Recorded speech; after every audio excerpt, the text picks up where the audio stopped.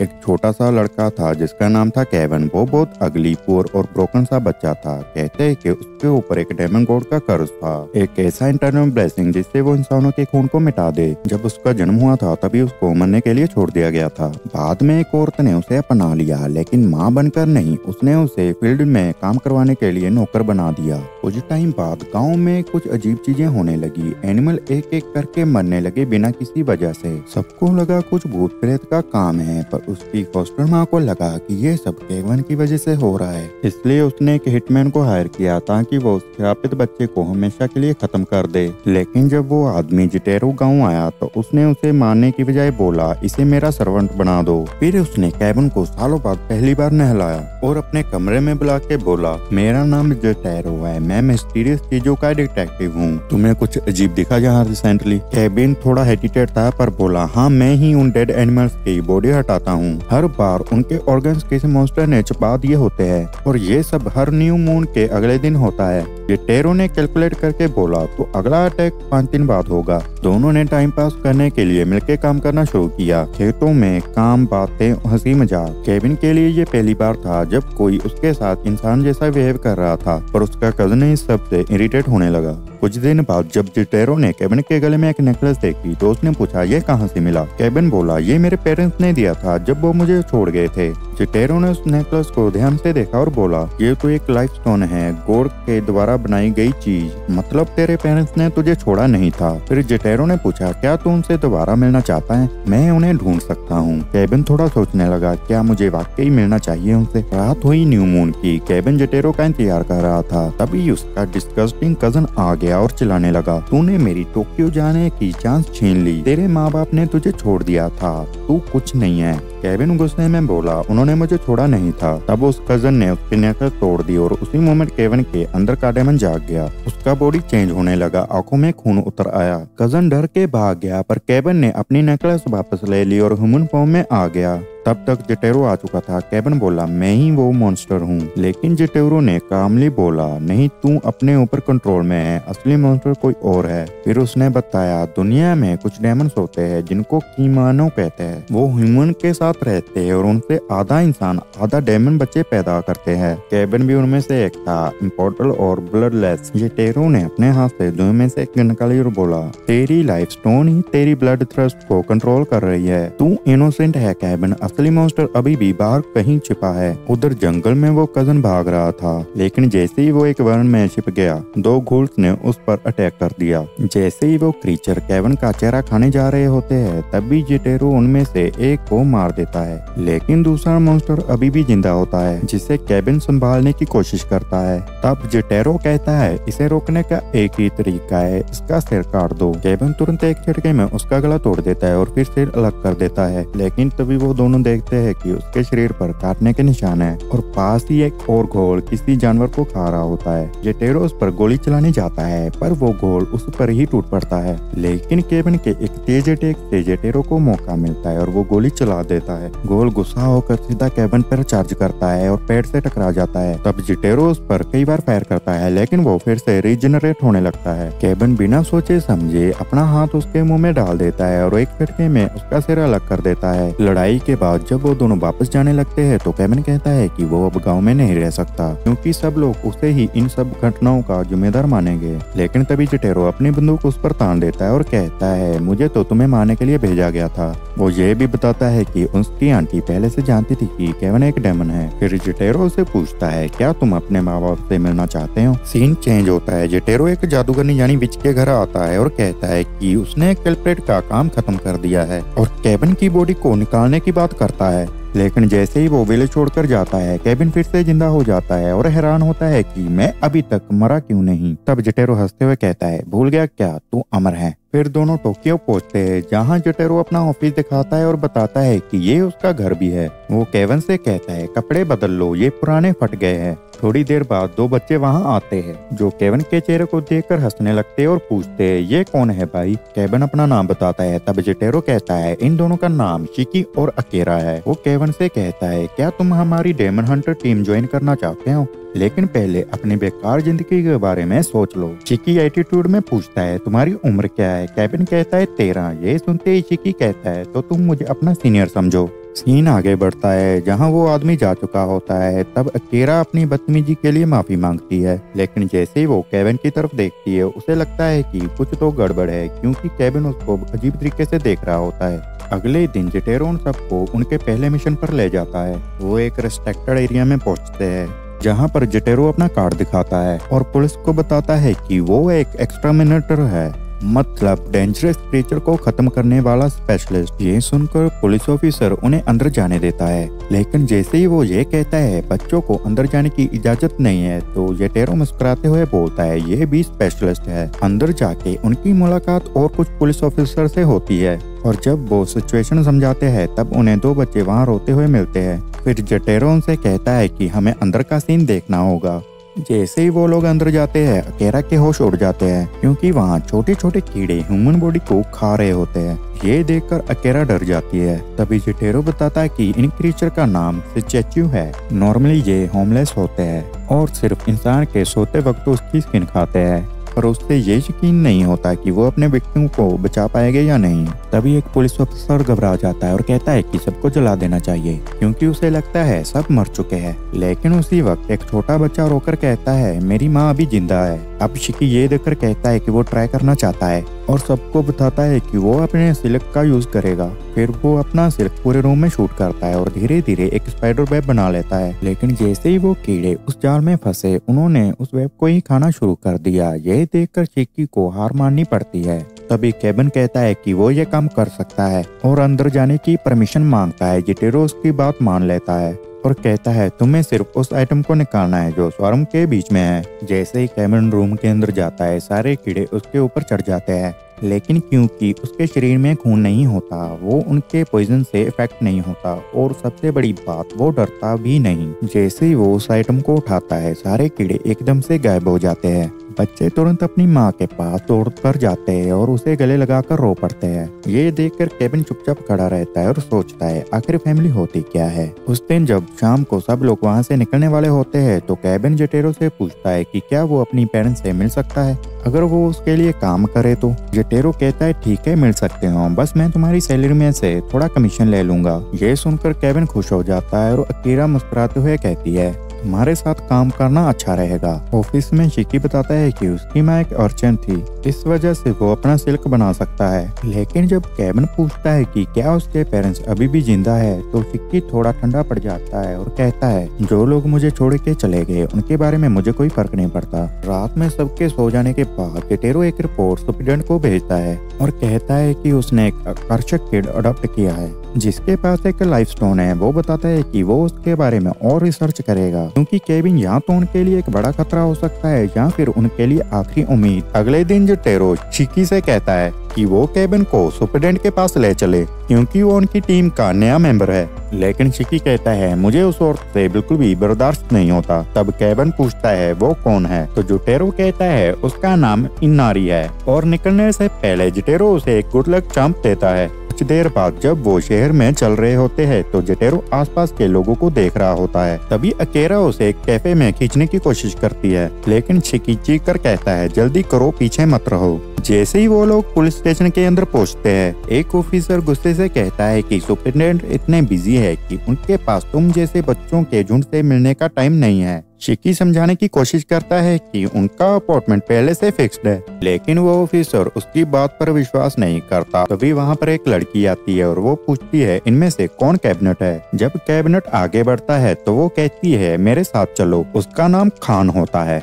लेकिन जैसे ही शिकी भी उनके साथ जाने लगता है खान उसे रोक देती है। ये सुनकर शिकी के अंदर गुस्सा उबलने लगता है। इधर कैबिनेट खान के साथ एक मीटिंग रूम में पहुंचता है जहां खान उसे किक कर अंदर धकेल देती है। अंदर एक लाल बालों वाली औरत बैठी होती है जो उसका स्वागत करते हुए कहती है मैं हूँ सुप्रिटेंडेंट इनारी मेट्रोपॉलिटन पुलिस से। वो उससे कहती है कि वो उसका इंतजार कर रही थी और उसे बैठने को बोलती है। फिर वो उससे कहती है कि वो अपना लाइफ स्टोन दिखाए। कैबिनेट बिना कुछ कहे अपना स्टोन दिखा देता है, लेकिन इनारी कहती है थोड़ा पास से दिखाना। जैसे ही वो उसे ध्यान से देखती है वो बताती है कि ये एक रेयर आइटम है। फिर इनारी समझाती है कि मानो लोग इंसानों के मेंटल, फिजिकल और इमोशनल एनर्जी से जीते हैं। उन्हें इंसानों की एनर्जी की जरूरत होती है जिंदा रहने के लिए, लेकिन वो कहती है कि वो और जटीरो एक कॉइन के दो अलग साइड की जैसे है। फिर भी दोनों इंसानों की मदद के लिए टेम्परेरी पार्टनर बने हुए हैं। लेकिन अब इनारी कहती है कि सिचुएशन बदल गई है, क्योंकि अब कैबिनेट के पास लाइफ स्टोन है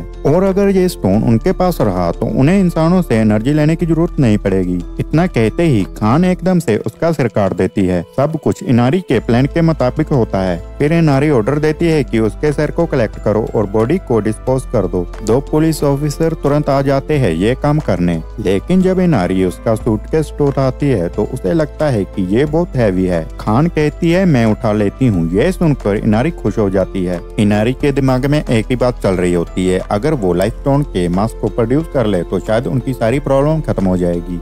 जैसे ही इनारी ने खान से कहा कि वो अब उस ऑब्जेक्ट की जांच करने जा रही है, वो निकलने ही वाली थी कि उसे एक बात याद आई। उसने खान को हुक्म दिया कि वो उन दोनों को खत्म कर दे। उसी वक्त शिकी रिसेप्शन एरिया में गुस्से में बैठा था। उसे लग रहा था जरूर कुछ गड़बड़ हुई है। तभी केबिन उनके सामने आ गया। अकीरा ने क्यूरियस होके पूछा इस सूटकेस में क्या है। केबिन ने सीधा जवाब दिया मुझे जे अनारी को देने को कहा गया है। अकीरा को तुरंत लगा उसके अंदाज में कुछ अजीब है।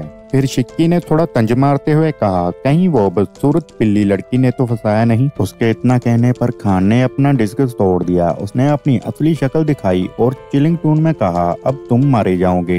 एक सेकंड में वो रेलिंग पर चढ़ गई और अपनी पूंछ से आग के गोले छोड़ने लगी। खान गर्ज कर बोली सब कुछ इनारी का है, लोग भी जिंदगियां भी। शिक्की ने समझा कि सारे पुलिस वाले भी इनारी के जादू के कंट्रोल में है और उसके मन में आया ये इनारी तो दुनिया की सबसे गंदी इंसान है। तब खान ने अपने अटैक और तेज कर दिए। सिचुएशन डिस्परेट थी, लेकिन चिकी ने मुश्किल से एक शील्ड बना ली सबको बचाने के लिए। खान ने हंसकर कहा तुम बच नहीं सकते, लेकिन चिकी ने होशियारी दिखाते हुए सूटकेस खींच लिया और जब उसने खोला तो अंदर देखा कि केबिन का सिर था। अकीरा शौक में गिर गई। उधर खान अपने केस खो जाने से टूट गई थी। उसे लगा अब उसे कभी गुड गर्ल नहीं कहा जाएगा। गुस्से में वो एक बड़ी फॉक्स बन गई, लेकिन तब तक शिकी और केबिन वहां से निकल चुके थे। स्टेयर्स पर पहुंचते हुए केबिन ने शिकी को शुक्रिया अदा कहा और बोला मुझे उसके पास फेंक दो, मैं इसे खत्म कर दूंगा। चाहे शिकी को ये आइडिया थोड़ा गंदा लगा हो, पर उसने समझा कि कैबिनेट सच में ऐसा कर सकता है। खान उस पर झपटी। शिकी ने केबिन का सिर उसकी तरफ फेंक दिया और केबिन ने उसके हाथ पर अपने दांत गड़ा दिए।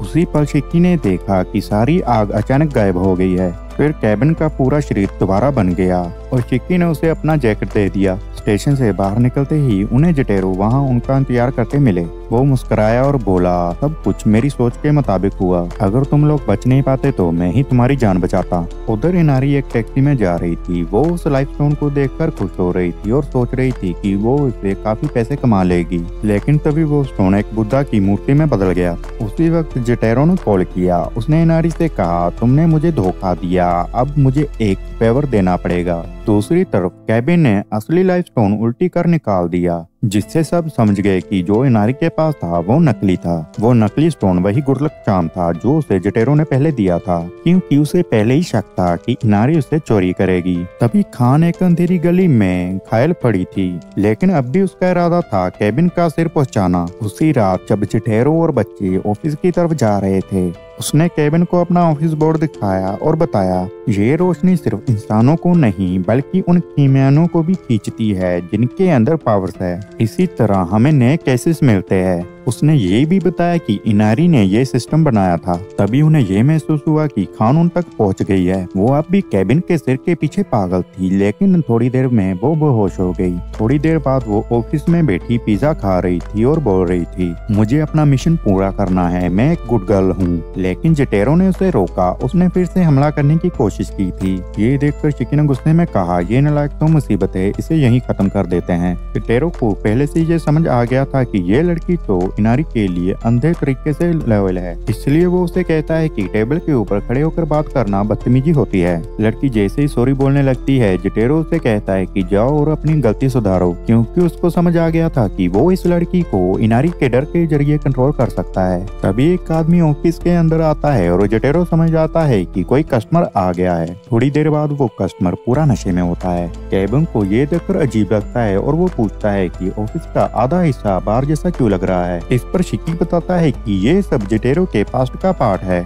पहले जटेरो अपने एक पार्टनर के साथ मिलकर ये बिजनेस चलाता था और ये बार उसके पार्टनर का आइडिया था। अब भले ही वो पार्टनर यहाँ नहीं है, लेकिन जटेरो ने उस बार को वैसा ही रहने दिया। शिकी ये भी कहता है कि कभी भी जटेरो से इस बारे में बात मत करना। के बाद वो नशे में डूबा आदमी बताता है कि एक लड़की है जिसे वो पसंद करता है, लेकिन उसके बारे में उसे कुछ भी नहीं पता। वो बस इतना जानता है कि उसे उस लड़की के लिए प्यार सा महसूस होता है। ये सुनकर केविन जटेरो से पूछता है कि क्या प्यार के बारे में सीखने से वो अपने पेरेंट्स को समझ पाएगा और क्या किसी लूजर की हेल्प करते करते वो खुद प्यार ढूंढ लेगा। जटेरो कहता है कि उसे ये सब कुछ खुद समझना पड़ेगा और अगर वो चाहे तो वो ये केस उसके हवाले कर सकता है। वो शिकी और अकीरा को कहता है कि वो इसमें इसकी मदद करे। साथ ही खान से कहता है कि अगर वो भी हेल्प करे तो उसे रिवॉर्ड में केविन का सिर मिल जाएगा। शिकी थोड़ा गुस्से होकर कहता है कि क्या तुम्हारा दिमाग सोते हुए भी काम करता है या नहीं। इस पर जटेरो उसे शांत रहने के लिए कहता है। फिर जटेरो उस नशे में डूबे आदमी को बताता है कि ये लोग उसके केस पर काम करेंगे, लेकिन वो आदमी इन सब को बच्चे कहकर मजाक उड़ाता है और कहता है कि ये काम तो कभी नहीं हो पाएगा। फिर भी थोड़ी देर बाद वो मान जाता है और अपना नाम बताता है यूरोनो। वो सबसे कहता है कि कल रात को शिंचू स्टेशन के ईस्ट एग्जिट पर मिलना।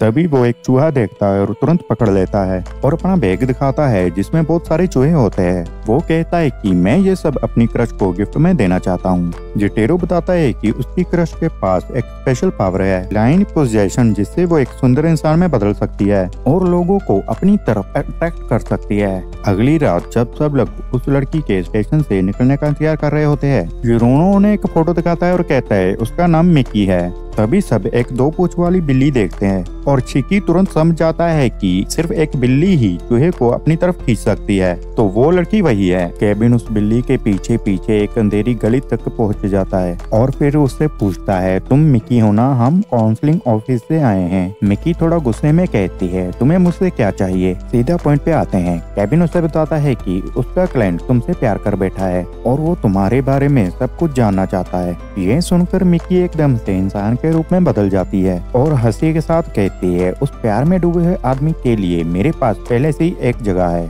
तभी वहाँ 3 अजीब और बदसूरत बिल्लियाँ आ जाती है। मिकी बताती है कि ये सब उसके पुराने कस्टमर्स है, लेकिन वो हैरान होती है और कहती है, जब मेरा जादू उस पर चढ़ गया है तो वो खुद बिल्ली क्यों नहीं बना। केविन तुरंत कहता है कि यूरोनो वाकई तुमसे दिल से प्यार करता है। मिकी उसका मजाक उड़ाने लगती है। तभी खान पीछे से आके उसे पकड़ लेती है। फिर सब उसे लेकर यूरोनो के पास पहुंचते हैं। मिकी कहती है, बताओ तुम्हें मुझसे क्या चाहिए। यूरोनो अपना मास्क उतारता है और अपना चूहे जैसा चेहरा दिखाता है। वो कहता है, ये देखो, ये मेरे लिए एक गिफ्ट है तुम्हारे लिए। उसके बाद वो दिल से कहता है, तुम मेरी जिंदगी की पहली रोशनी हो जब से मैं पैदा हुआ। लोग मेरे इस गंदे चेहरे से नफरत करते रहे, मुझे इग्नोर करते रहे, बस एक बार मुझे बिल्ली बना दो, मैं हमेशा के लिए तुम्हारे लिए जीना चाहता हूँ। ये बातें सुनकर मिकी कुछ पल के लिए चुप हो जाती है। कुछ घंटों बाद केविन और बाकी सब ऑफिस वापस आते हैं। जटेरो खान से कहता है, आंखें बंद करो, और एक ऑरेंज का यूज करके एक नकली हेड बना देता है ताकि खान उसे अपने एक पिरवट के रूप में ले जा सके। चिकी को शक होता है और वो कहता है, क्या वो बाद में समझ नहीं जाएगी कि ये बस एक इल्यूजन है। लेकिन अगले दिन सब कुछ अलग होता है। जटेरो सबको बताता है कि यूरोनो और मिकी अब कपल बन गए हैं। वो एक फोटो भी दिखाता है जिसमें दोनों एक साथ रह रहे होते हैं। ये देखकर चिकी का तो ऑलमोस्ट मन ही घूम जाता है। तभी जटेरो बताता है कि एक नया केस आ गया है। कंस्ट्रक्शन वर्कर्स शुबिया के नीचे बहने वाली नदी के पास अजीब मौत मर रहे हैं। उन्हें वहां जाकर उसका रीजन पता लगाना होगा। कुछ देर बाद केविन वहां उस नदी के पास पहुंच जाता है। अकीरा भी एक कंटेनमेंट सूट पहनकर उसके साथ आता है, लेकिन शुरू में ही फिसल जाता है। जब वो दोनों अंदर की तरफ जाने लगते हैं, कपड़ा सा फ्रॉग मॉन्स्टर अकीरा को पकड़ लेता है। केविन एक मेटल रोड उठाकर उस पर फेंकता है और अकीरा को बचा लेता है, लेकिन जैसे ही फ्रॉग दोबारा अटैक करने के लिए आता है, एक डॉग आके उसे काट लेता है, जिससे वो पानी में वापस गिर जाता है। अकीरा तुरंत पहचान जाता है कि ये तो जटेरो का पेट डॉग है। वो देखते हैं कि उस डॉग के गले में एक नायलॉन पूंछ बंधा हुआ है। अंदर से उन्हें एक लेटर और ब्लड का बोतल मिलता है। लेटर पढ़कर उन्हें पता चलता है कि वो डॉग कोई नॉर्मल क्रीचर नहीं है, वो एक मॉन्स्टर बन चुका है जो इंसानों को खा रहा है और अपना होश खो चुका है, इसलिए उन्हें मारना जरूरी है। और ये भी लिखा था कि उन्हें खून की खुशबू से अट्रैक्ट किया जा सकता है। केविन रेडी हो जाता है और अकीरा से कहता है ये ब्लड नदी में डाल दो। जैसे ही ब्लड गिरता है कई बड़े बड़े फ्रॉग पानी से बाहर कूद जाते हैं। केविन तुरंत उनसे फाइट करना शुरू कर देता है और वो डॉग अकीरा की जान बचाता रहता है, लेकिन अकीरा के हाथ पैर डर के मारे कांप रहे होते हैं। जब केविन ने फिर से अकीरा की जान बचाई तो अकीरा सोचने लगा कि वो इतना कमजोर क्यों है, लेकिन जैसे ही उसे अपने भाई की बात याद आई कि कमजोर होना कोई शर्म की बात नहीं है, उसे सख्त करो, तो उसके अंदर कुछ बदलने का जज्बा जाग गया। तभी उसके अंदर की असली ताकत जाग उठी और उसे अपने आइस पावर को एक्टिवेट कर दिया। पल भर में उसके आसपास सब कुछ जम गया। हालांकि कैबिनेट भी बर्फ में बंद हो गया था, लेकिन केविन ने मुस्कुराते हुए कहा तू तो कमाल कर गया, तुमने सब मॉन्स्टर को खत्म कर दिया। ये सुनकर अकीरा खुशी से झूम उठा। कुछ दिन बाद जब केविन क्लीनिंग कर रहा था तो उसे जिटेरो की वो वार्निंग याद आई, कभी भी उस कॉरिडोर के एंड वाला दरवाजा मत खोलना। वो सोच रहा था बॉक्सेस कैसे हटाए, तभी अचानक से एक हाथ बाहर निकला और उसे अंदर खींच लिया। थोड़ी देर बाद जब सबको पता चला कि वो गायब है, चिकी ने बताया कि उन्हें उसकी मौत हाईवे में मिली थी। ये सुनते ही जिटेरो और सब लोग भागते हुए उस रूम तक आ गए। जब उन्होंने दरवाजा खोला तो केविन अंदर था और जिटेरो के चेहरे का रंग उड़ गया, जैसे उसका सबसे बड़ा डर सच हो गया हो। तभी एक आदमी ने कमांड दी, केविन मुझे पानी और खाना दो। उस आदमी का नाम था मीही। उसने केविन को एक ऑब्डिडेंट सल्व कहा और अकीरा हैरान रह गया और सोचने लगा कि वो पूरा वक्त इसी कमरे में था। मीही ने हाँ में जवाब दिया और बताया कि वो एक वैम्पायर है। उसने कहा कि वो जिटेरो के काउंसलिंग ऑफिस के लिए आईसीटी प्रोवाइड करता है। फिर उसने केविन को अपना सेल्स पर्सन बनाया और कहा कि उसका काम हमेशा उसके पास रहना, बोतल खोलना और बंद करना होगा। केविन ने तुरंत चुप कर कहा ये तो मेरे लिए जिंदगी का सबसे बड़ा सम्मान होगा। बाद में जिटेरो ने सब बच्चों को बाहर भेजा और बताया कि मीही उसका पुराना दोस्त है, एक ऐसा आदमी जिसके पास सुपर ह्यूमन स्ट्रेंथ और इंटेलिजेंस है। जो भी पढ़ता उसमें एक्सपर्ट बन जाता और वो दुनिया से बोर हो गया था जब तक कि उसे जापानीज ऑनलाइन गेम का नशा नहीं चढ़ गया। वो कहता है कि उसे तो बस गेमिंग ही करनी चाहिए क्योंकि वही उसके लिए बेस्ट है। फिर वो सबको बताता है कि मीही कभी आइडल था, लेकिन वो कभी कभी काफी जिद्दी भी हो जाता था। मीही ये भी एडमिट करता है कि वो उनके सभी डाटा को प्रोटेक्ट करने का जिम्मेदार है, इसलिए वो वार्न करता है कि उसके रूम के आसपास भी मत जाना। लेकिन अगले दिन केविन फिर से उसके लिए पानी सर्व कर रहा होता है। तब शिकी मीही को वार्न करता है कि केविन को अपना स्लैब मत बनाना। ये सुन के मीही हंसकर कहता है ठीक है, अगर तुम लोग मुझसे आर्म रेसलिंग में जीत गए तो मैं केविन को फ्री कर दूंगा।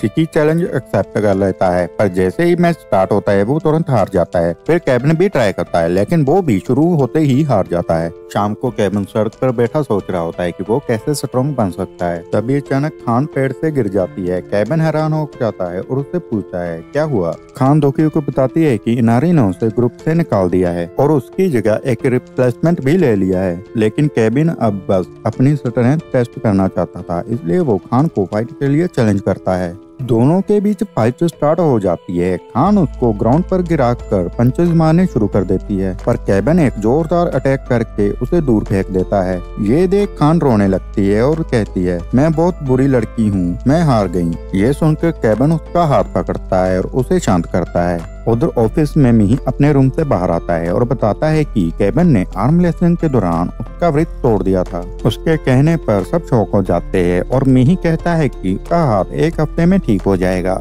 उस रात वो सबको बताता है कि जिटेरो ने उन्हें एक नई मिशन दी है। चिकी ये सुनकर एक्साइटेड हो जाता है। मीही बताता है कि 3 साल पहले एक इलेक्ट्रॉनिक्स कंपनी में कुछ अजीब इंसिडेंट हुए थे जिसमें 16 लोग मारे गए थे, लेकिन अचानक कुछ महीनों के बाद वो डेथ बिल्कुल रुक गई और तब से सबको लगता है कि कुछ शेडी हो रहा है। उनका मिशन ये था कि कंपनी के अंदर जाके ये पता लगाना कि वो डेथ अचानक से जीरो कैसे हो गई। मीही ये भी कहता है कि जिटेरो उन पे पूरा ट्रस्ट करता है, पर उधर जिटेरो खुद एक लॉक्ड रूम में फंसा होता है और बाहर निकलने की कोशिश कर रहा होता है। क्योंकि कंपनी के अंदर चुपके से घुस जाता है। तभी मीही की एक इलेक्ट्रॉनिक कार उसके पीछे फॉलो करने लगती है। मीही उसको बताता है कि ये कार उसकी पार्टनर की है और मिशन में उसकी हेल्प करेगी। चिकी जैसे ही एक रूम में लाइट देखता है वो अंदर जाता है जहां डजन्स ऑफ वर्कर काम कर रहे होते हैं। तभी उनमें से एक वर्कर बाहर दौड़ता हुआ आता है और चिल्लाता है कि मैं ये जॉब छोड़ रहा हूँ।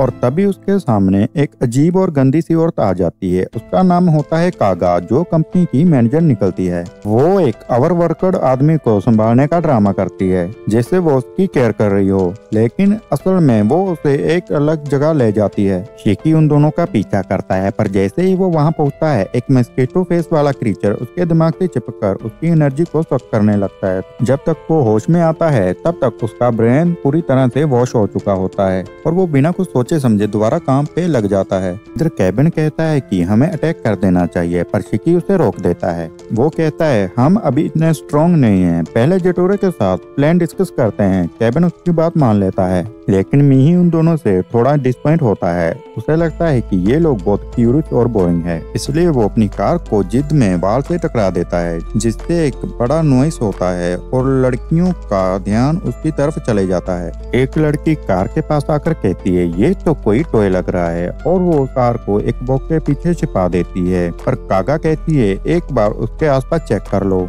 जैसे ही वो वहाँ से निकलते हैं वही मस्कीटो फेस वाले क्रीचर वापस आ जाती है और इस बार वो शिकी की इनविजिबिलिटी देख लेती है। वो अटैक करने ही वाली होती है कि तभी मिही की कार उसको इलेक्ट्रिक शॉक देती है, जिससे वो वहीं पर गिरकर बेहोश हो जाती है। मिही शिकी को कहता है यहाँ से निकल जाओ, लेकिन वो कहता है कि शिकी को पैनिक अटैक हो रहा है। मिही समझ जाता है कि शिकी ने कभी कोई ट्रॉमा फेस किया होगा और ये उसका सिर्फ काम बिहेवियर सिर्फ एक मास्क है। वो सोचता है ये लड़का इंटरेस्टिंग है, इसके साथ थोड़ा खेलते हैं। उधर केबिन और अकीरा उसके पास पहुंच रहे होते हैं, पर मिही उन्हें बताता है कि उसने गलती से एनिमी को अलर्ट कर दिया है। तभी हॉलवे में उनका सामना एक और लड़की से हो जाता है। शिकी अभी भी इतना डरा हुआ होता है कि वो अभी हिल भी नहीं पाता। तभी वो मस्कीटो गर्ल फिर से उठ जाती है और अटैक करने लगती है। शिकी बस सोचता है काश कोई मुझे बचा ले। इसी दौरान केबिन दूसरी लड़की को ऑलरेडी हरा चुका होता है और इसे बालों से पकड़कर खींच रहा होता है। वो शिकी को कहता है टेंशन मत ले, हम आ रहे हैं, लेकिन शिकी कहता है मैं सब संभाल लूंगा। ये सुनकर मिही उसके माइंड में डाउट डालने लगता है। केबिन तुम पर ट्रस्ट करता है, पर अगर उसे पता चले कि तुम एक लूजर हो तो। ये बात सुनकर शिकी गुस्से में मिही का टॉय तोड़ देता है, लेकिन तभी उसे पता चलता है कि अब वो फिर से मूव कर सकता है। जैसे ही मस्कीटो गर्ल अटैक करती है शिकी उसका अटैक डॉग कर लेता है।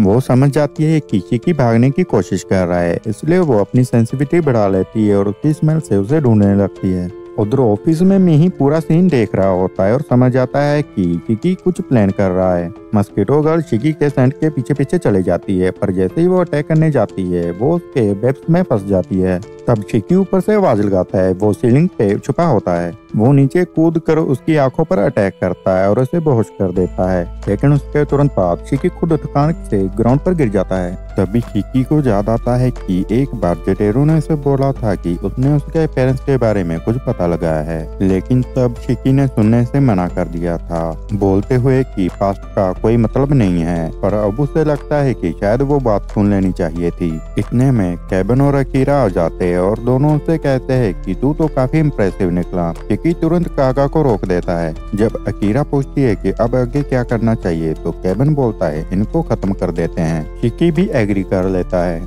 तभी एक और लड़की आती है, उसका नाम था निका, और आते ही वो दोनों लड़कियों को बोलती है तुम दोनों अडल्टहुड के नाम पर दाग हो। फिर वो उनके बिहाफ में माफी मांगती है और कहती है कि इस बात को सीक्रेट ही रहने दो, तभी तुम जिंदा जा सकती हो।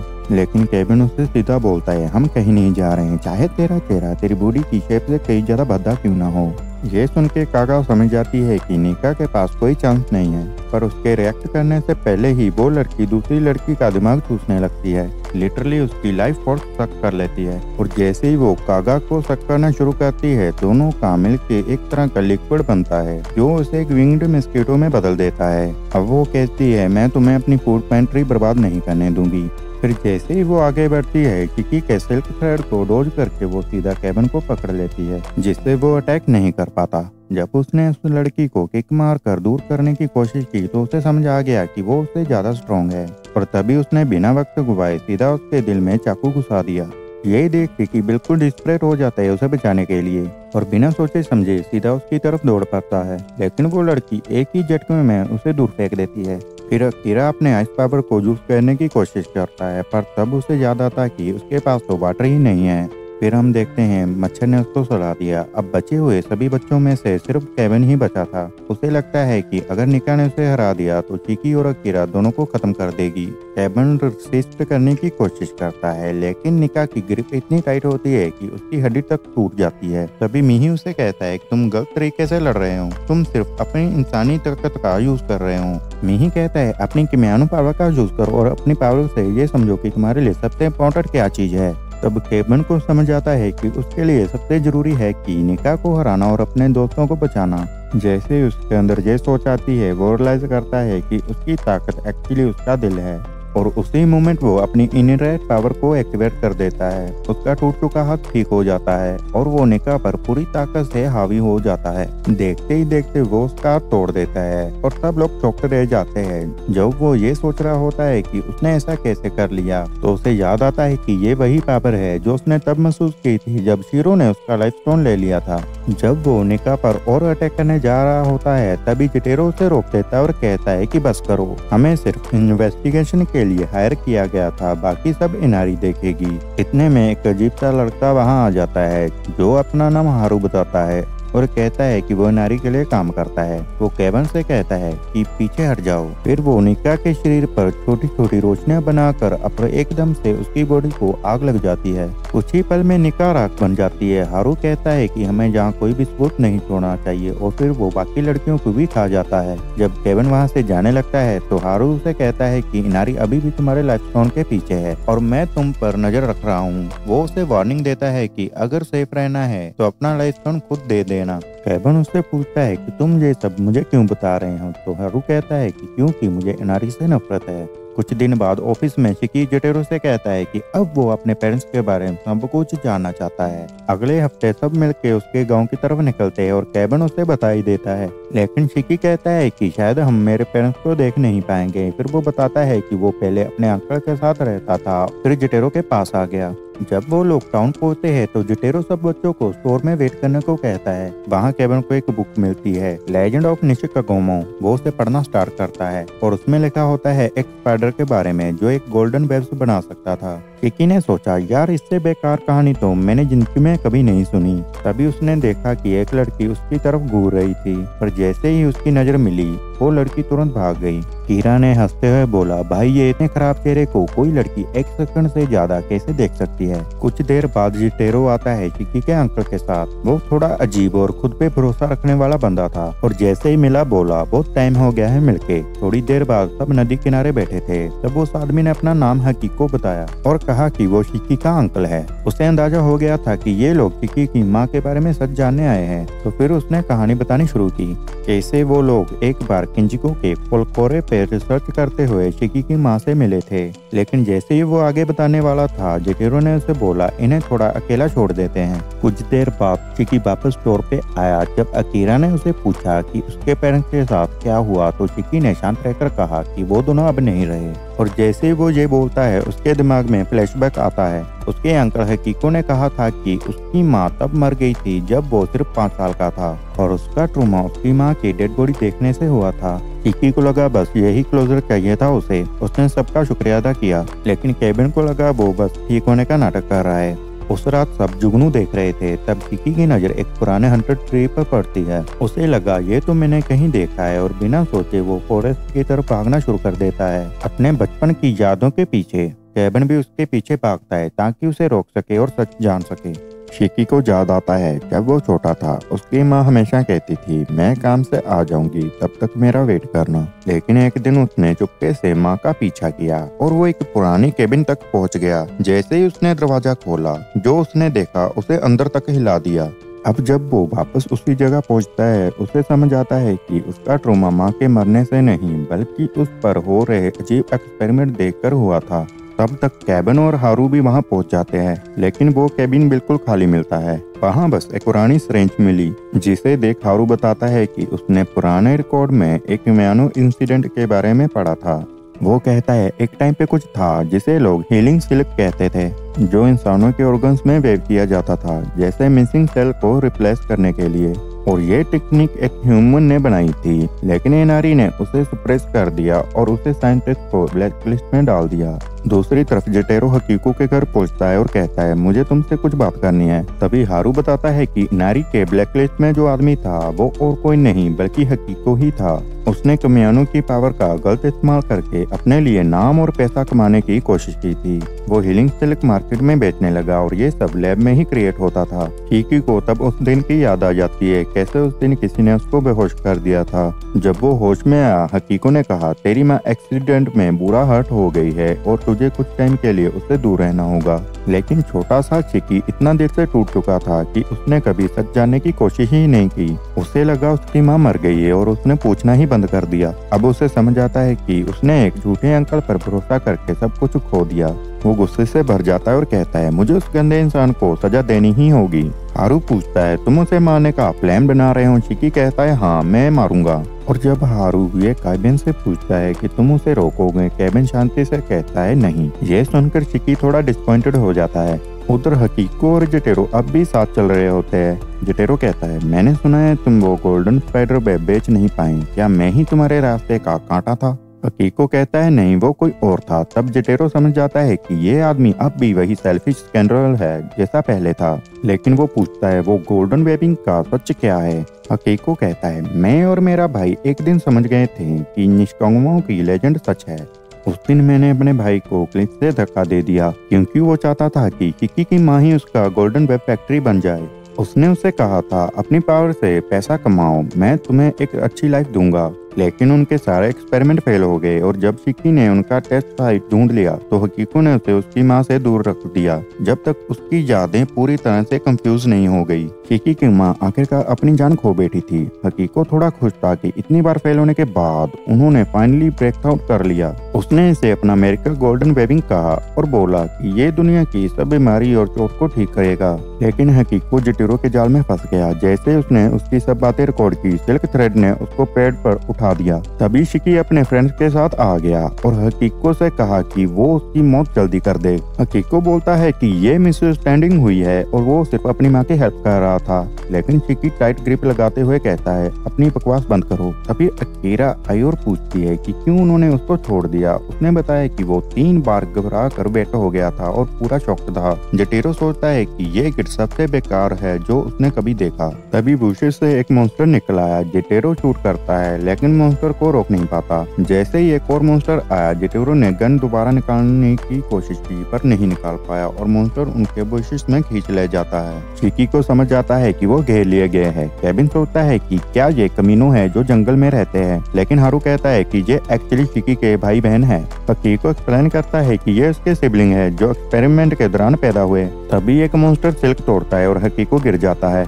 हकीको कहता है कि ये गोल्डन वेबिंग नहीं है लेकिन फिर भी थोड़ी समझ रखते हैं और शिकी की माँ सुमी के वर्ड्स सीख लिए हैं। तभी ये शिकी का नाम बुलाते और कहते हैं कि वो उसे प्यार करते हैं। शिकी रियलाइज करता है कि इनकी आवाज माँ की तरह है और यादें उसको तोड़ देती है और वो रोने लगता है। केबिन पूछता है कि शिकी क्या चाहता है और शिकी कहता है कि वो हेल्प करे। जैसे ही एक बीस्ट उनके ऊपर आया, केबिन ने उसको पेड़ से टकरा दिया। थोड़ी देर बाद जेटेरो और अकीरा दूसरे बीस्ट से घेर लिए गए। जेटेरो पॉइजन रोकने के लिए अकीरा से कहता है कि वो उसका हाथ जमा दे, लेकिन वो लगभग उसका फेस भी जमा देती है। फिर एक छोटी लड़की आई और मॉन्स्टर को कमांड दिया कि उनको अटैक ना करे। शिकी पूछता है कि वो कौन है और लड़की कहती है कि अगर वो अपना हाथ ठीक करना चाहता है तो वो उसके पीछे जाए। दूसरे मॉन्स्टर केबिन पर अटैक करते हैं लेकिन वो दोनों क्रश कर देता है और कहता है कि हकीको ही वो है जिसे वो चाह रहा था। हकीको डर के सोचता है कि केबिन उसके साथ क्या करना चाहता है। केबिन कहता है कि वो उसकी बेकार जिंदगी खत्म करना चाहता है। तभी एक बड़ा मॉन्स्टर आया और शिकी को बुलाया। केबिन उसके अटैक को डॉज करता है और मॉन्स्टर की आंख में हिट लगाता है। हारू और मॉन्स्टर्स में सराउंडेड था और केबिन कहता है कि चुप हो जाओ। फिर वो स्नैप करके मॉन्स्टर को खत्म कर देता है। शिकी थोड़ा वीक हो गया था। केबिन से कहता है कि सारे मॉन्स्टर डिस्ट्रॉय कर दे। जैसे ही मॉन्स्टर अटैक करने आते हैं, केबिन उनको एलिमिनेट कर देता है। थोड़ी देर बाद जेटेरो, किरा और लड़की या एक स्प्रिंग पर आए। या कहती है कि इस स्प्रिंग का पानी डिटॉक्स इफेक्ट रखता है। जैसे ही जेटेरो अपना हाथ पानी में डालता है वो ठीक हो जाता है। या कहती है कि इससे कमियानो भी ठीक हो सकते हैं, लेकिन पहले हकीको से एक सवाल पूछना है। फॉरेस्ट की दूसरी साइड में केविन ने सारे मॉन्स्टर खत्म कर दिए। वो अपना हाथ दोबारा बना लेता है और लूजर को दूर फेंक देता है। अब जब कोई प्रोटेक्शन नहीं है, केविन कहता है कि वो चिकी को अब मार सकते हैं, लेकिन चिकी सॉरी बोलता है कि उसके हाथ गंदे हो गए। माँ की आवाज और मॉन्स्टर सुन के चिकी समझ जाता है कि हकीको को मारना उसकी फैमिली वापस नहीं ला सकता। उसका सिर्फ एक डिजायर है, अपनी माँ को दोबारा देखना। तभी यह अपेयर होती है। हकीको पूछता है वो यहाँ क्यों है। लड़की कहती है कि वो अपनी बकवास बंद करे। हकीको चलिए, लेकिन यह नहीं मानी। वो कहती है कि उसका कुकून कहाँ है, लेकिन हकीको रिफ्यूज कर देता है। केविन पूछता है कि ये लड़की कौन है और लड़की कहती है कि वो ये अभी रिवील नहीं कर सकती। जेटेरो लड़की की हेल्प रिपेयर करने के लिए ऑफर करता है और हकीको ट्रैक करने के लिए रेडी होता है। जेटेरो मिही को कॉल करता है और मिही समझ जाती है कि वो क्या चाह रहा है और वो कहती है कि स्प्रिंग चेक करो। यह स्प्रिंग वाटर में रन करती है और कुकून के पार्ट से डिसॉल्व हो जाते हैं। चिकी उसे रोकता है और कहता है कि वो डूब जाएगी और खुद पानी में डूबकर कुकून तलाश करता है। जैसे ही उसको अपनी माँ वाटर में ट्रैप्ड मिलती है, एक शार्क बीस्ट उसके पीछे छुपकर अटैक करने लगती है। कुछ ही देर में पानी की सतह खून से रंगीन हो गई, लेकिन जैसे वो बीस्ट मरा हुआ ऊपर आया, जटेरो बाहर निकल गया और दिखाया कि उनकी माँ अभी भी जिंदा थी। उस रात के बाद या ने रिवील किया कि वो कौन है और कहा कि वो गोल्डन वेविंग है। लेकिन जब जटेरो और बाकी बच्चे वहां पहुंचे, उन्होंने देखा कि सुमी अभी भी जिंदा है। तभी वो सड़ा हुआ फेस बोलने लगा कि उसने जानबूझकर उसको प्रिजर्व किया था और बताया कि वो उसका यूज और मॉन्स्टर बनाने के लिए करने वाला था, लेकिन चिकी ने उस हेड को चुप करा दिया।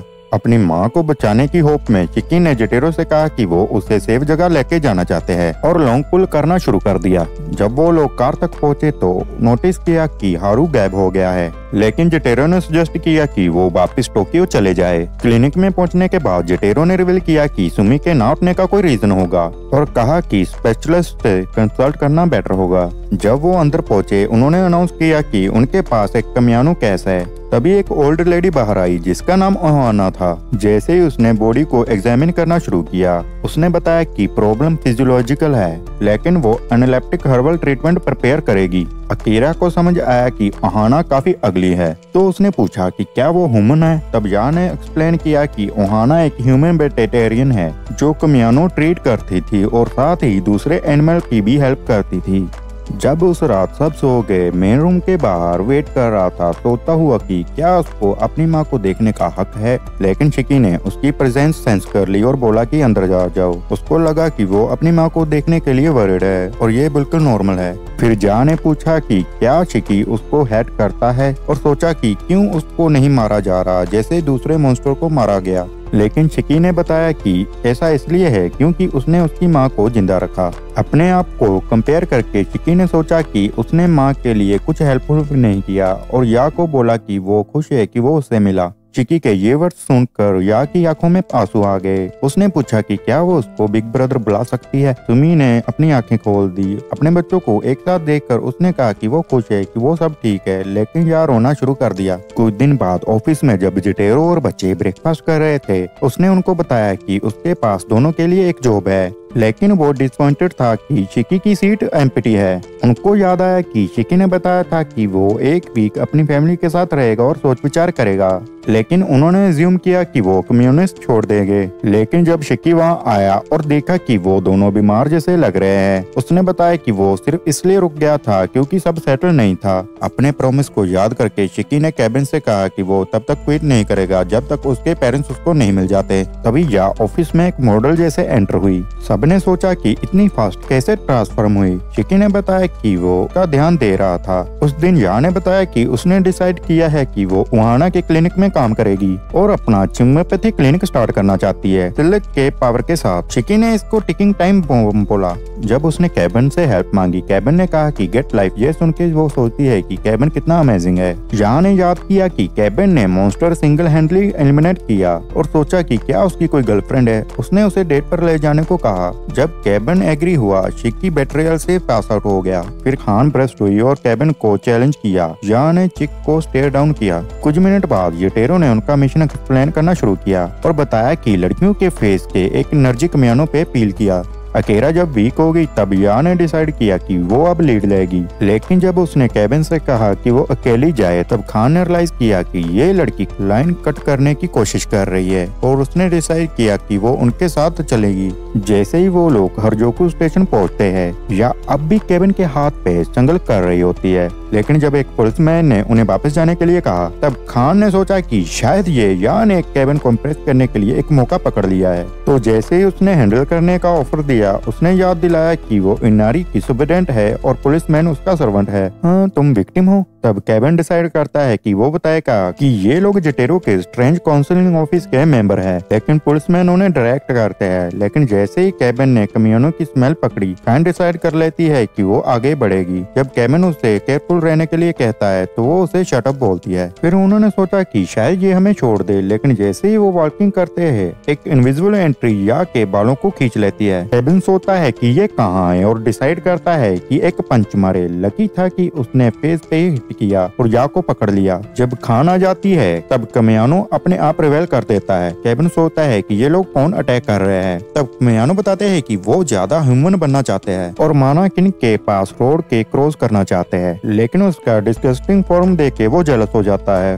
लेडीज से और उन पे अटैक कर देता है। जब खान रियलाइज करती है कि एग्जैक्ट वो सेम फील कर रही है तब वो गुस्सा हो जाती है और या को ब्लेम करने लगती है कि वो उनके बीच में आ गई। उससे पहले कि वो या को डिवेयर करे, केविन अपना आर्म शील्ड की तरह यूज करता है, लेकिन जब स्टूपर रियलाइज कर लेती है कि या अपॉर्चुनिटी का यूज कर रही है तो वो भाग जाती है। उस इवनिंग जब केविन और या ऑफिस में वापस आते हैं तब रिवील करते हैं कि उन्होंने काम कंप्लीट कर दिया और बताते हैं कि या को ह्यूमन लुक देने के लिए किमियानो को सिल्क से कवर किया था। लेकिन उस रात केविन ट्री पे कौन चेक करने को जाता है और उसे शेक कर देता है जब तक वो गिरती है, लेकिन जब उसने नोटिस किया कि वो क्राइम कर रही है तब उसको वापस क्लाइम करने से रोक दिया। जैसे कौन कहती है कि शायद वो उससे हेट करेगा क्योंकि उसने ब्रेड को खाना चाहा। केविन प्लान करता है कि वो शिकी की छोटी बहन है, लेकिन खान को इसमें कोई इंटरेस्ट नहीं है और उसके दिल में एक डेथ लाइक फीलिंग होती है। लेकिन जैसे ही केविन का टच उसको फील बेटर कराता है, वो पूछती है कि वो कैसे उसका नंबर 1 बन सकती है, पर केविन बताता है कि उसे नहीं पता। फिर भी वो उसे रिक्वेस्ट करती है कि हमेशा वैसे ही कंफर्ट करे जैसे वो अभी कर रहा है। अगले दिन आए और वापस आती है और कहती है कि वो अपने बॉयफ्रेंड के साथ दिन स्पेंड करना चाहती है। खान वहाँ पर आती है और जैसे वो पहुँचती है सामने वाली लड़की भी आ जाती है। दोनों एक दूसरे को गुस्से से देखने लगती है और खान उसे कह देती है तू कितनी अगली बर्थ है। अब लगता है कि दोनों के बीच फाइट होने वाली है, लेकिन तभी अकीरा बीच में आ जाती है और कहती है केविन तुम्हें ही इन दोनों में से किसी एक को चूज करना होगा क्योंकि तुम सिर्फ एक ही इंसान से प्यार कर सकते हो। ये सुनकर केविन सोचने लगता है कि अब क्या करे। फिर सीन चेंज होता है और अगले हफ्ते सिटी के अंदर एक लड़का किसी आदमी से टकरा जाता है। वो आदमी उसको रोक लेता है और कहता है ड्राई क्लीनिंग का 300 बक्स दो वरना हम तुम्हें यहीं नहीं छोड़ेंगे। लेकिन वो लड़का एकदम कूल रहता है और पूछता है तुम लोग जटेरो को जानते हो क्या, और एक बहुत ही बेकार सी ड्राइंग निकालकर उनको दिखाता है। उन्होंने कहा कि हम नहीं जानते, तो उसने बिना कुछ सोचे समझे उनमें से एक बंदे को बर्फ में बदल दिया। दूसरी तरफ ऑफिस में सीन शिफ्ट होता है जहाँ अकीरा को अपना फेवरेट प्लश टॉय फटा हुआ मिलता है और वो टेंशन में आ जाती है, पर शिकी बिल्कुल चिल रहता है और कह देता है ये बच्चा कितना पागल है, अपने टॉय का नाम अपने ही भाई के नाम पे रख दिया सिर्फ इसलिए क्योंकि उसका फेस उसके भाई जैसा लगता है। फिर जटेरो एक आइडिया देता है चलो मिही से कह देते हैं ये टॉय ठीक कर दे, वैसे ही वो फ्री है। कुछ घंटे बाद मिही टॉय वापस लाती है और कहती है कि उसने उसके अंदर AI इंस्टॉल कर दिया है। ये सुनकर अकीरा एक्साइटेड हो जाती है और कहती है वाह ये तो कमाल है। लेकिन तभी उसके दिमाग में एक सवाल आता है मेरा प्लशी आखिर फटा कैसे। उसको लगता है इसका कुछ कनेक्शन उसके भाई से जरूर है क्योंकि जब वो छोटे थे दोनों का बॉन्ड बहुत स्ट्रॉन्ग था। अकीरा हमेशा रो दिया करती थी एक क्राई बेबी टाइप, और दोनों को गाँव से बाहर जाने की इजाजत नहीं थी क्योंकि वो थे यकियांको, वो ट्विन भाई जो 100 साल में सिर्फ एक बार पैदा होते हैं। उन्हें अपने माँ बाप को देखने नहीं दिया गया था। फिर सीन वापस ऑफिस में शिफ्ट होता है जहाँ जटेरो सबको कहता है कि सैडमैन की गर्लफ्रेंड जो समुद्र के किनारे मर गई थी उसके बचे हुए रेत के टुकड़े अलग करो। ये सुनकर शिकी हैरान हो जाता है और कहता है बताओ भला रेत में से हम कैसे अलग करेंगे, कौन सी उसकी और कौन सी नहीं। तब जटेरो से कहता है दिमाग का यूज करो। जब सब लड़के मिलके कुछ समझने की कोशिश कर रहे थे तब अकीरा गलती से बैग पर गिर जाती है। उस दिन के बाद से जो भी उसे चाहिए था सब टूट जाता है और सब बिगड़ जाता है। तब शिकी का पेशेंस फाइनली टूट जाता है। वो अकीरा पे चिल्लाता है। केविन ने थोड़ा सॉफ्ट होने की कोशिश की, तब उसने उसे भी कह दिया, सच बोलूं तो तू सबसे ज्यादा यूजलेस बंदा है जिसे मैंने देखा है। ये सुनकर अकीरा बिल्कुल टूट जाता है। उसके लिए अब और बर्दाश्त करना मुश्किल था। रात को वो एक छोटी सी लेटर छोड़कर चले जाता है। लिखता है कि वो ग्रुप छोड़ रहा है। रोड पे निकल कर सोचता है कि अब कहाँ जाए, और तभी उसकी नजर पड़ती है एक आदमी पे जो उसका भाई यूई था। याद आता है बचपन में दोनों ने एक सपना देखा था टोक्यो जाने का, और अब लगता था जैसे वो सपना सच होने वाला है। इधर ऑफिस में केविन और शिकी अपना काम निपटा रहे थे। तब जिटेरो उन्हें अकीरा का एक लेटर दिखाता है। केविन बोलता है, हाँ अकीरा तो वैसे भी कुछ काम का नहीं था, पर जिटेरो कहता है हर किसी को सीखने का मौका मिलना चाहिए। शिकी बोर हो जाता है और सोचता है कि अब क्या करे मजे के लिए। तभी सीन कट होता है अकीरा और यूई के पास। वो दोनों सिटी से बाहर निकल गए होते हैं। अकीरा मजाक में कहता है, काश हम आइस कैस्टल में रह पाते, और नेक्स्ट सेकंड यूई लिटरली एक आइस कैस्टल बना देता है। अंदर जाके अकीरा सोचता है, ये तो बिल्कुल वैसी जगह है जैसी मैंने चाही थी। लेकिन जब वो अपना फोन निकाल कर फोटो लेने लगता है तो यूई गुस्सा हो जाता है। एक सेकंड में उसका फोन फ्रीज कर देता है। तुम्हें फोन की जरूरत नहीं है। अकीरा चुप हो जाता है, पर यूई की आंखों में एक अजीब सा गुस्सा था, और कुछ ही सेकंड में वो अकीरा को लॉक कर देता है उसी कैस्टल में। उधर ऑफिस में शिकी ने खाना जला दिया था, तो केविन नया खाना लेने गया। तब उसे रियलाइज हुआ, यार अकीरा तो कुकिंग में कमाल था। वापस आके वो शिकी से कहता है, अकीरा बेकार नहीं था, वो एक्चुअली कुछ चीज में अच्छा था। शिकी भी मान जाता है, हाँ शायद मैंने लिमिट क्रॉस कर दी। तभी जिटेरो नेट पे एक फोटो दिखाता है आइस कैस्टल। सब मिलके उस जगह पहुंचते हैं। वहाँ रिपोर्टर्स और लोगों का क्राउड होता है। लेकिन जैसे ही यूई बाहर आता है और सबको दूर रहने के लिए बोलता है, जिटेरो उसे शूट कर देता है। सब लोग भाग जाते हैं, और तब यूई को समझ आता है ये तो जिटेरो है। उसको पता चलता है कि उसके पास आइस पावर है। तभी वो नोटिस करता है कि उसके दिल के अंदर एक स्टोन है। जब केविन उस स्टोन को देखता है तो उसे लगता है कि ये बिल्कुल उसके लाइफ स्टोन जैसा है। फिर जिटेरो बताता है कि ये असल में एक नल स्टोन है जिसके अंदर कम्यानो पावर छुपी हुई है। ये पावर ऐसी है जो डेथ लाती है। ये स्टोन एक्चुअली इसलिए बनाया गया था ताकि एक वीरान और खत्म हो चुकी जमीन को दोबारा जीवित किया जा सके। मतलब डिस्ट्रॉय और रिवाइव का दोनों का पावर इसके अंदर था। जिटेरो सोचता है कि उसके विलेज के साथ आखिर क्या हुआ। तभी यूई उसे गुस्से में कहता है कि अपना सवाल अपने पास रखो, लेकिन साथ ही ये भी कहता है कि उसने अकीरा का ख्याल रखा, इसके लिए वो उसका शुक्रिया अदा करता है। उस वक्त सबको ये समझ आता है कि जिटेरो अकीरा का भाई है। लेकिन यूई एकदम से स्नोस्टॉर्म छोड़ देता है और पूछता है कि तुम लोग अकीरा के कौन हो। तब केविन उसे कहता है कि हम सब उसके फ्रेंड्स हैं और हम उसे घर लौटाने आए हैं क्योंकि वो घर से भाग गया था। सीन शिफ्ट होता है कैस्टल के अंदर, जहाँ अकीरा का प्लशी टॉय वेब से चैट मैसेजेस प्रोजेक्ट कर रहा होता है। अकीरा खुश होता है कि उसका फोटो ट्रेंडिंग कर रहा है, लेकिन तभी वो सोचता है कि उसका भाई इतना ठंडा और अलग क्यों हो गया है। प्लशी बताता है कि उसकी लाइफ साइन में कुछ अबनॉर्मल ट्रेंडिंग कर रही है, और उसके हार्ट के आसपास का टेम्परेचर भी बहुत कम हो गया है। इसी वजह से वो थोड़ा मेंटली डिस्टर्ब्ड है। तभी यूई वहाँ आता है और अकीरा को नीचे बुलाता है, पर जब अकीरा नीचे पहुँचते हैं तो वो शॉक हो जाता है। उसके फ्रेंड्स आइस में जम चुके होते हैं। यूई उससे कहता है, ये लोग वही सब कुछ है जो तुम्हें चाहिए थे, लेकिन वो अकीरा को बाहर जाने नहीं देगा। अकीरा शौक में टूट जाता है और रोने लगता है। तब यूई सोचता है कि शायद वो बीमार है, इसलिए वो कहता है कि मैं जंगल में जाके मिनट ढूंढता हूँ, और अकीरा को अंदर सील कर देता है। अकीरा अकेला रह जाता है और सोचता है कि उसके दोस्त मर गए, लेकिन प्लशी उससे कहता है कि वो अभी भी जिंदा है। अकीरा को याद आता है कि केविन को मारा नहीं जा सकता, लेकिन वो ये भी सोचता है कि अगर वो लोग ऐसे ही आइस में जमे रहे तो एक दिन जरूर मर जाएंगे। फिर वो सोचने लगता है कि मैं इन्हें कैसे मेल्ट करूँ। दूसरी तरफ यूई जंगल में मिनट ढूंढ रहा होता है और उसे पुरानी बातें याद आती है जब वो स्नो विलेज का चीफ बना था। तब वो रोज से ये सोचता था कि अकीरा को उसकी जगह क्यों नहीं चुना गया, लेकिन उसने कभी भी अपने भाई को ये सब नहीं बताया। जब से यूई विलेज का चीफ बना था तब से उसने अपने विलेज के हर राज को जान लिया था। उसमें से एक था नल स्टोन, जिसके अंदर बहुत ही ज्यादा पावर छुपी हुई थी। ये स्टोन ही था जो उनके विलेज के आसपास स्नो स्टॉर्म बनाए रखता था ताकि उन्हें ह्यूमन से बचाया जा सके।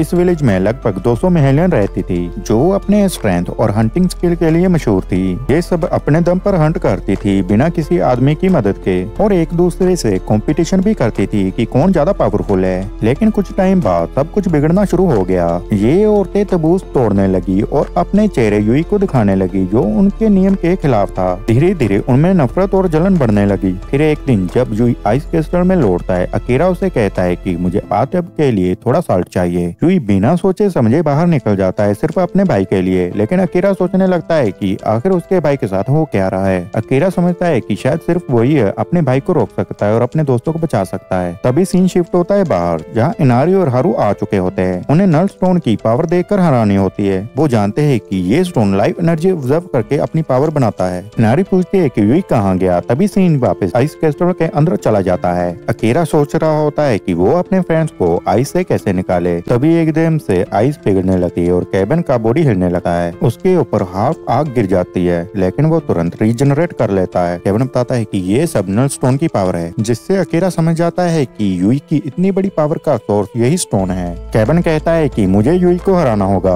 लेकिन अकीरा को डर लगता है कि अगर उसने अपने भाई से फाइट की तो सब कुछ बर्बाद हो जाएगा। केविन उससे माफी मांगता है कि उसने उसे यूजलेस कहा था, तो कहता है कि तुम हमारे लिए इम्पोर्टेंट हो, और फिर कहता है चलो वापस ऑफिस चलते हैं। लेकिन अकीरा मना कर देता है। वो कहता है कि उसने अपने भाई को उनसे डील करने के लिए बोला है, और गुस्से में अपना प्लशी फेंक देता है। सोचता है कि ये सब बस एक्टिंग कर रहे थे। केविन समझ नहीं पाता कि अकीरा झूठ क्यों बोल रहा है, पर तब अकीरा उसे कहता है मुझे हमेशा से ऐसा महसूस होता है, मुझे तुमसे नफरत है। उसी वक्त यूई वहाँ पहुँच जाता है। अकीरा तुरंत केविन को कवर कर लेता है ताकि यूई उस पर अटैक ना करे, और वो यूई से कहता है मुझे अपने दोस्तों से कोई मतलब नहीं है। फिर वो सजेस्ट करता है कि चलो कैस्टल से बाहर चलते हैं। जब वो दोनों फॉरेस्ट से गुजर रहे होते हैं, तब अकीरा अंदर ही अंदर ये उम्मीद करता है कि केविन सब कुछ ठीक कर देगा। कैस्टल के अंदर का सीन शिफ्ट होता है, जहाँ हम देखते हैं कि वो प्लशी अकीरा के प्लान के बारे में केविन को सब कुछ समझाने वाला होता है। फिर वो जिटेरो और चीकी को नमक से नहलाता है और उनके बीच में एक प्लशी को रख देता है ताकि थोड़ी गर्मी जनरेट हो सके।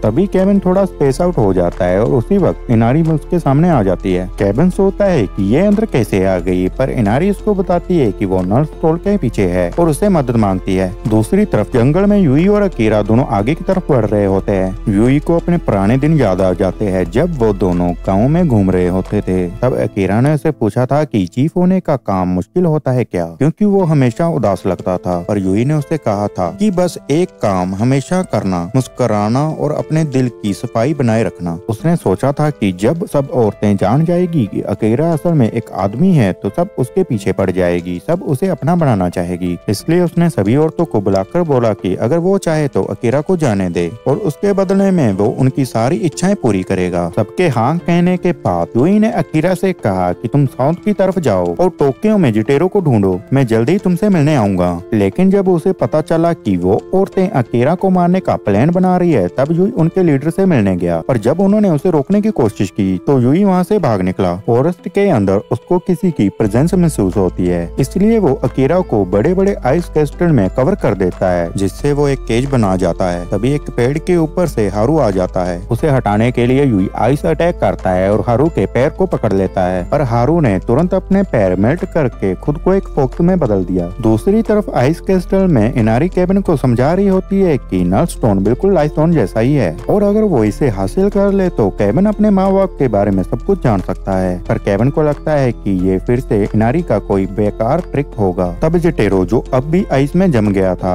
बोल पड़ता है और कहता है कि केविन को इनारी पर भरोसा करना चाहिए। केविन हैरान हो जाता है कि वो बोल कैसे सकता है। तब प्लशी बताता है कि वो उसके हार्ट टोन और ब्रेन वेव के जरिए उसका मैसेज सुना रहा है। जिटेरो केविन से कहता है कि इनारी उन पर अटैक नहीं करेगी, उसे अकीरा को बचाना होगा। ये सुन के केविन तुरंत भाग पड़ता है। वापिस फॉरेस्ट में हारू झाड़ियों के बीच में तेज से भाग रहा होता है। वो अपने हार्ट डोजन क्लोन समन करता है, पर यूई अपनी आइस कैस्टल से उन्हें उड़ा देता है। फिर वो और भी कैस्टल छोड़ने ही वाला होता है कि हारू फो के अंदर घुस जाता है। जब यूई थोड़ा डिस्ट्रैक्ट होता है, हारू नल स्टोन चुराने की कोशिश करता है, पर जैसे ही वो उसे पकड़ता है उसके हाथ झुलस जाते हैं। यूई समझ जाता है कि हारू भी उस स्टोन के पीछे है और कहता है कि ये तुम्हारे किसी काम का नहीं है। पर हारू छिपने के लिए भाग जाता है और सोचता है कि इनारी ने जानते हुए भी उसे ये खतरनाक काम करने के लिए भेजा। हारू समझ जाता है कि नल स्टोन को लेना अब मुमकिन नहीं है, इसलिए वो फैसला करता है कि अगर नल स्टोन नहीं मिल सकता तो यूई का पूरा बॉडी ही ले जाता हूँ। तभी यूई फिर से अपना आइस क्रिस्टल लॉन्च करता है, जिसमें से एक सीधा लगने ही वाला होता है, पर उसी वक्त केविन आके उसको किक मार देता है और उसे बचा लेता है। केविन उससे माफी मांगता है और कहता है कि वो उसकी मदद करने आया है, पर हारू उसे वार्न करता है कि अगर वो ज्यादा करीब आया तो वो फ्रीज हो जाएगा। केविन कहता है कि हमें यूई को बेहोश करना होगा, तभी सब कुछ ठीक होगा। दूसरी तरफ अकीरा केज के अंदर से बाहर निकलने की कोशिश कर रही होती है। तभी वो देखती है कि वो के अंदर से आग की लपटें निकल रही है। केविन यूई पर एक जोर का अटैक करता है और जैसे उसकी बॉडी से आग निकलती है, यूई को समझ आता है कि उसने जानबूझकर अपनी बॉडी को आग लगा ली ताकि आइस मेल्ट हो जाए। पर जब केविन उस पर हावी होने लगता है, यूई अपनी अपनी आइस पावर का पूरा यूज कर लेता है। उसकी बॉडी के इर्द गिर्द एक आइस आर्मर बन जाता है। अब जब केविन उस पर अटैक करता है, यूई आसानी से उसके स्ट्राइक को ब्लॉक कर देता है। इधर केज के अंदर अकीरा रो रहा होता है, पर जब वो देखता है कि फॉग और गहरी हो रही है तो वो उसे सॉलिड कर देता है एक बड़े सनफ्लैक में, जो सीधा केज के ऊपर गिरता है। उधर यूई और केविन के बीच में अब भी लड़ाई चल रही होती है। जब केविन के फ्लेम्स कम पड़ जाते हैं, वो हारू से कहता है कि फ्लेम्स बढ़ा दो। हारू उसको वार्न करता है कि अगर ऐसा किया तो तुम्हारा बॉडी टूट जाएगा और तुम कमजोर हो जाओगे, पर केविन कहता है कि मुझे कुछ सेकंड के लिए ये बर्दाश्त करना है। हारू उस पर अपनी पूरी फायर पावर छोड़ देता है। केविन अंडरलाइन में बाहर जाता है और तेज स्पीड से आगे बढ़ता है। यूई पर लगातार अटैक करता है। उसके हर ब्लो से यूई के आइस लेयर मेल्ट होने लगते हैं और फाइनली वो डबल स्ट्राइक मार के उसको पीछे ढकेल देता है। लेकिन इससे पहले कि वो फिर से अटैक करे, उसका खुद का बॉडी टूटने लगता है। अकेरा तुरंत उसके आगे आ जाता है और कहता है कि बस अब और नहीं। उसके सामने केविन का बॉडी गिरने लगता है और यूई चीख कर पूछता है कि तुम बाहर कैसे आए। तभी नर्ल स्टोन से आइस क्रिस्टल निकलकर यूई की बॉडी को कमजोर करने लगता है। हारू वहां आता है और बताता है कि यूई की एनर्जी खत्म हो चुकी है और अगर स्टोन उसके अंदर रहा तो वो मारा जाएगा।